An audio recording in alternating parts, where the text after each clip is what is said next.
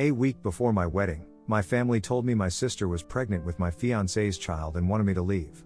Now years later, they're asking me to care for their orphaned child. For context, I had been with my ex-fiancé, Rob, for 3 years when we got engaged and when he decided to start cheating on me with my sister. My sister, Nora, is 2 years younger than me and was always a jealous brat. Whatever I wanted, she always wanted the exact same thing, and most of the time, she got her way. Our parents would totally coddle her the entire time she was growing up, and I guess that's why she grew up to be a spoiled, entitled, and insecure brat.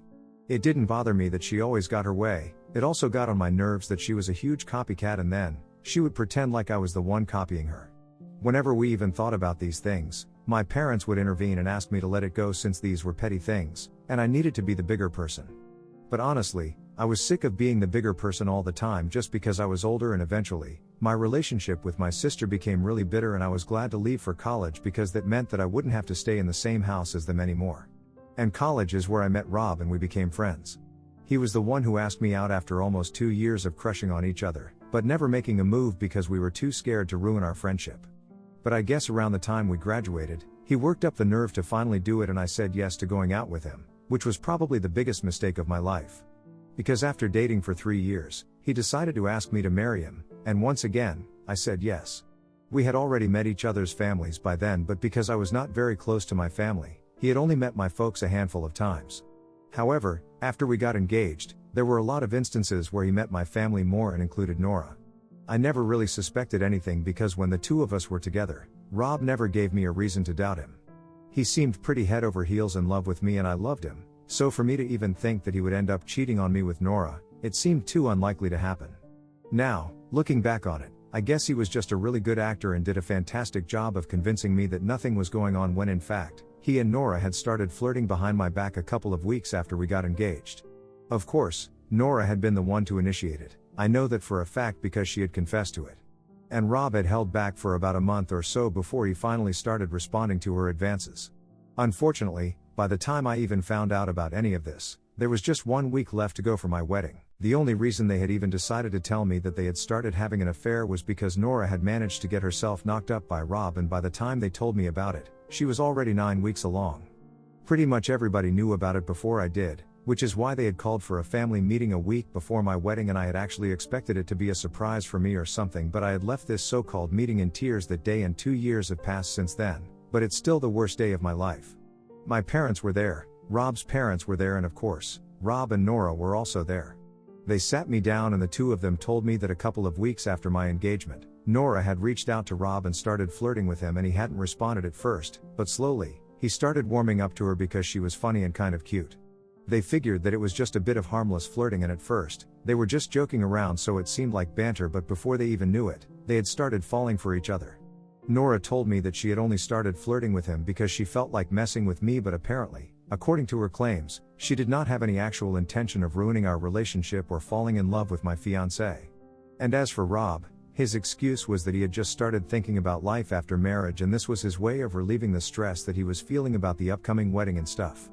Both of them had pretty lame excuses, and I definitely didn't believe what Nora was saying about her not having any intentions of ruining anything for me and that the affair had just happened out of the blue. The bottom line was that my fiancé had cheated on me with my sister, and now, Nora was pregnant with my fiancé's baby. Not just that, they were apparently also in love with each other and wanted to marry each other, which is why they had told their parents, and the family meeting had been called so that I could be informed.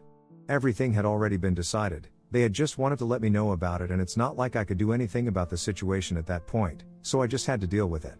The families had been told the truth about a week before me, 2 weeks after Nora and Rob found out that she was pregnant, and all of them had discussed the way to go about this in the future and had come to the conclusion that I just had to deal with it because obviously, Rob couldn't marry me anymore. They started to apologize to me, but that was when I decided that I had had enough, and until then, I had just been sitting quietly because I was in disbelief of what I was hearing.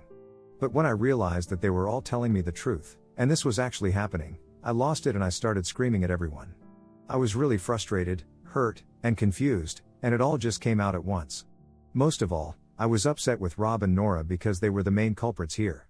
I screamed at Rob for almost 5 whole minutes and cursed him out, and he just heard me out quietly, and then, I finally addressed Nora and told her that I didn't buy any of the baloney that she had been feeding to everyone else, that she did not have any intention of ruining my relationship with my fiancé because knowing the kind of person that's probably what she had wanted all along, and now that she was pregnant with my fiancé's baby, she was probably very proud of herself.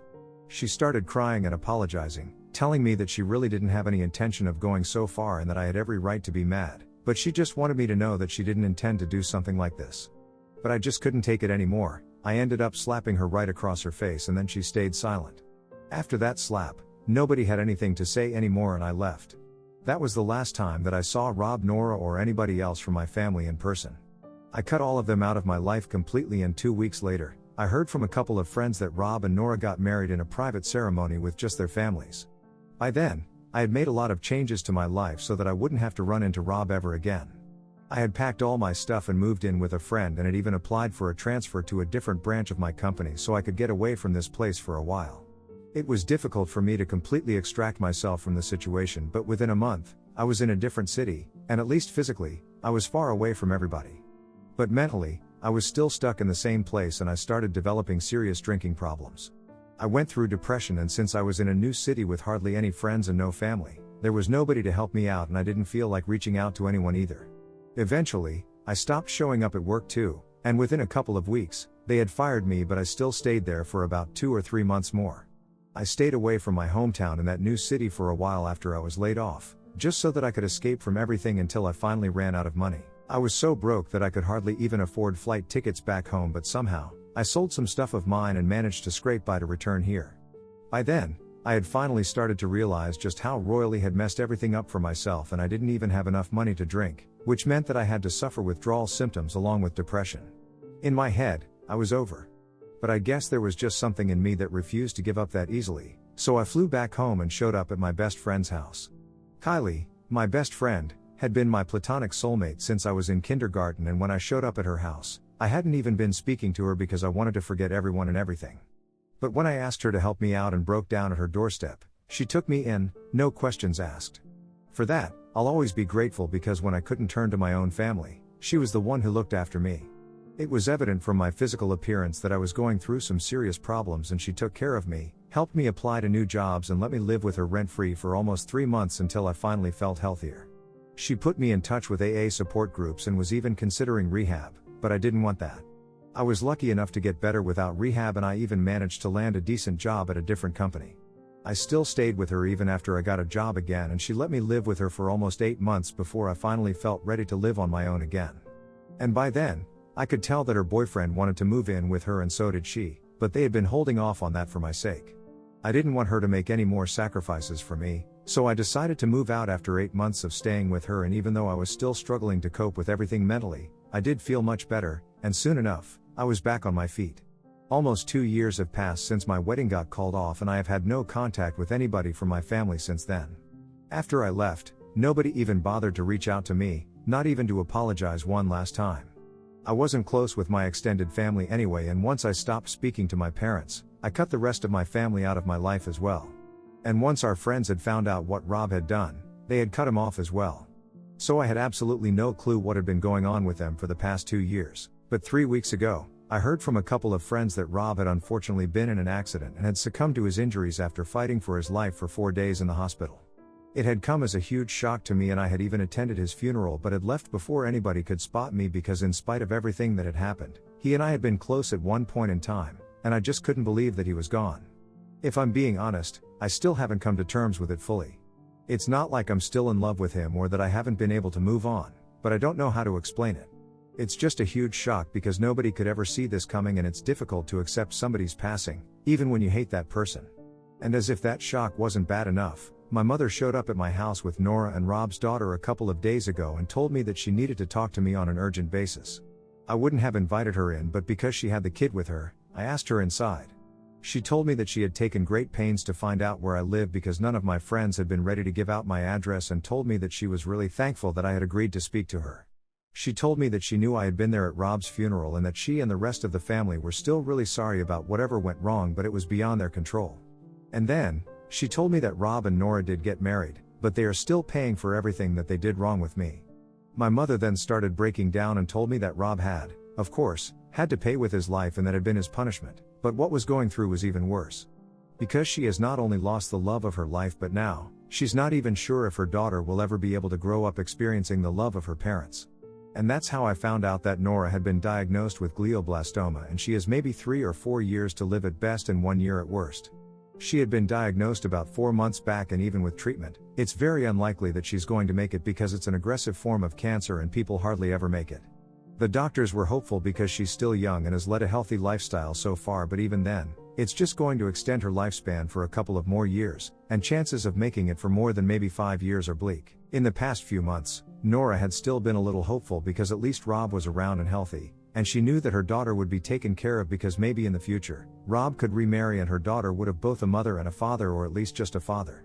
But now, she's absolutely shattered because her daughter has already lost her father to an unexpected accident, and in a couple of years, she's going to be orphaned when Nora leaves her side as well.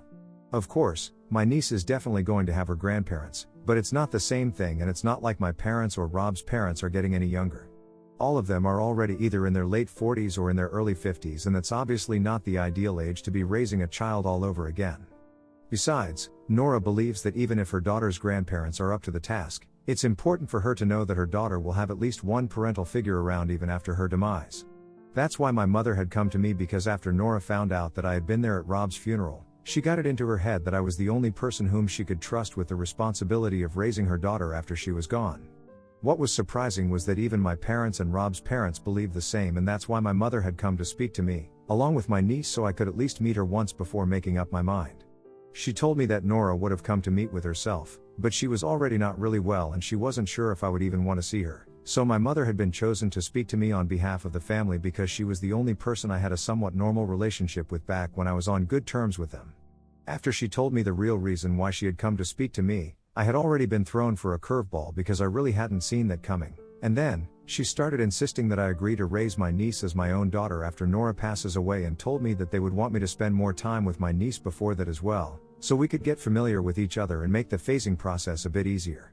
She told me that everybody in the family agreed that this would be the best way to go about the situation, and at least Nora would have the peace of knowing that her daughter would not miss on the love of her parents after she was gone. And when I didn't say anything because I was in shock, my mom started crying and told me to show them some mercy, in spite of everything that they had done, because ultimately, Nora was turning out to be quite unfortunate, and after all, my niece was still my blood. At that point, I started freaking out a little bit because it was all going too fast, and I told my mother that I couldn't just make up my mind within an hour, especially about a commitment as big as this. I told her that I needed to think about a lot of things, and it wasn't just about what had already happened in the past. Even keeping that aside, this was a huge deal and I couldn't just agree. At first, she told me that Nora would be heartbroken if I refused, and she was already pretty depressed and she would not be able to take it well if my mother went home and told her that I had declined. My mom started pleading with me, and I told her that I just needed some time to think about it. I wasn't accepting and neither was I declining. I just needed some time to think things over, and I really didn't want to get upset in front of my niece because she was pretty young, so I requested my mother to leave so I could have some peace and quiet. Eventually, my mother did leave, but only after making me swear that I would contact her within a week and let her know about my decision. It has already been a couple of days since then, and I still have no idea what to do. I feel terrible about a lot of things, not just whatever had happened in the past. Of course, that still hurts when I think about it, and it hurts even more when I think about what's going on with all of us right now. I'm doing well enough in my life at the moment, but thinking about Nora and everything that she has lost, I honestly think that this punishment that she has received is far greater than everything that she did wrong. I'm just totally lost right now. I don't know what to do, and it's making me feel horrible about myself because even if I forgive Nora, I know that I'm still not ready to raise a child. So am I the a-hole for not wanting to adopt my sister's child after she passes away? Edit. My niece's grandparents are more than ready to take on the responsibility of raising her after Nora passes away, but even they agree that they are not exactly the ideal candidates. All the financial aspects of raising a child are going to be taken care of by Nora and everyone else, but that's not even what I'm worried about, because even though I can afford to be a mother right now, speaking from a strictly financial aspect, it's the emotional aspect that worries me. Ultimately, it's Nora's decision, and she, as well as everyone else, believes that I should be the one to raise my niece after Nora passes away because I'll be able to form a maternal bond with her daughter, but the grandparents will always be just that, grandparents. I can understand where it's coming from, but I don't feel ready, and that's the problem here. Update 1. So today was the day that my mom had made me promise to get in touch with her because 1 week has passed since she visited me. She had stuck to her promise and not tried to contact me even once during this past week because I had told her that I needed some time to think and come to my decision, and I wouldn't be able to do that if she constantly kept badgering me. This week has been really difficult because the decision itself had been made. I just didn't know how to come to terms with it myself or how to convey it to the rest of the family. But I had to do it, for my sake and for theirs. So I just called my mother up today, invited her home, and I finally told her that I wouldn't be able to do it.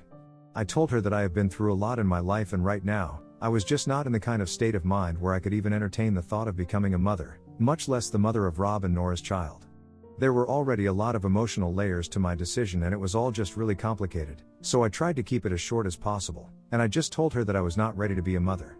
It was a huge commitment, and I had thought about it really long and hard, and I was just not ready. My mom's reaction was nothing short of hysterical, and she instantly started telling me that it's not like I had to commit to it right now. I still had a couple of years before Nora left, and hopefully, that would be enough for me to make up my mind. But I told her that even then, I wouldn't feel comfortable trying to take her place or whatever, and it would just be really painful for me. My mom started crying, and it was really difficult for me to even talk to her because she just kept repeating that this was going to break Nora's heart, and I felt terrible about it as well, but there was nothing that I could do.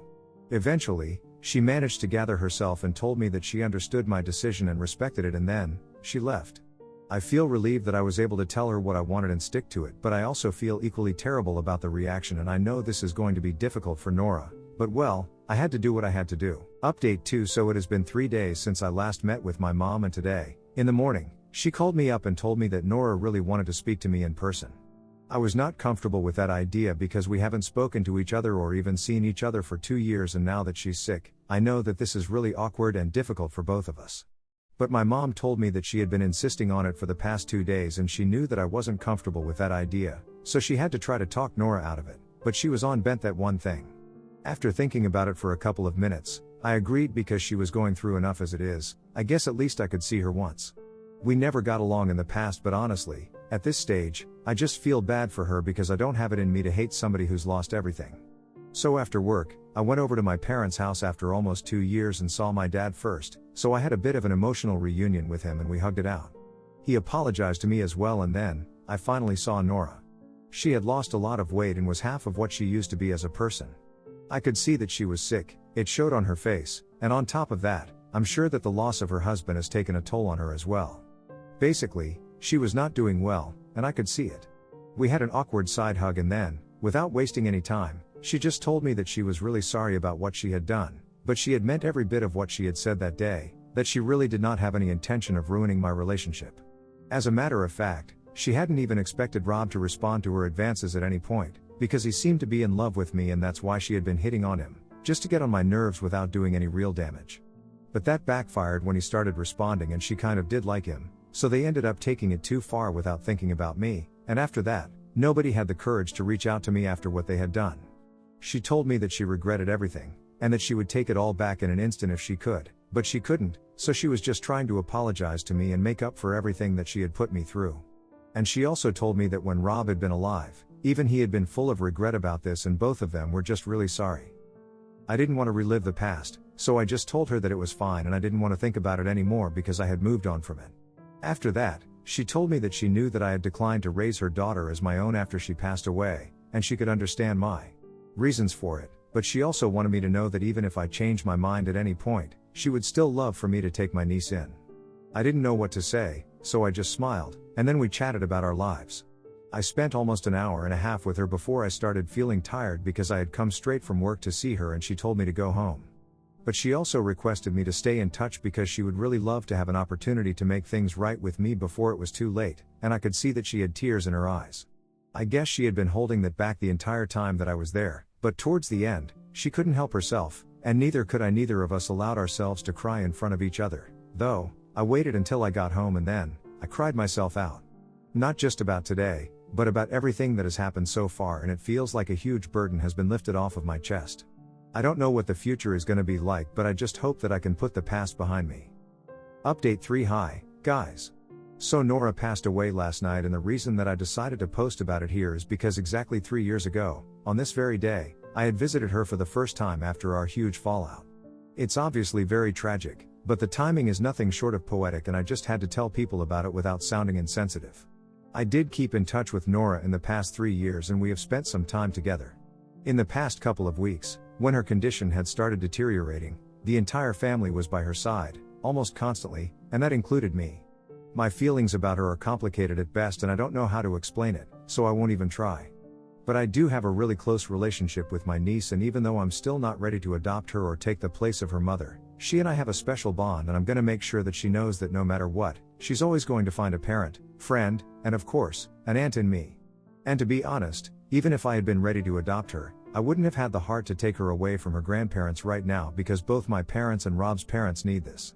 I truly hope that they are both in a better place now, and I forgive them for everything. It's not easy, but I don't want to hold anything in my heart against them, not anymore. So I'm letting go.